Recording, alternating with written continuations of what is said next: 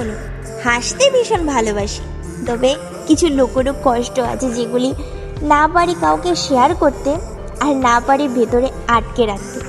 কিন্তু তবুও আমি হাসি। কিন্তু জানো, কেউ আমার কান্না কখনো দেখতে পায়নি। সবাই ভাবে আমি ভালো আছি, কারণ আমি হাসি। আমি সবার সাথে হাসি খুশিভাবে কথা বলি, মজা করি, যেন আমার লাইফে কোনো প্রবলেমই নেই। কিন্তু জানো, এই হাসিটা সত্য না।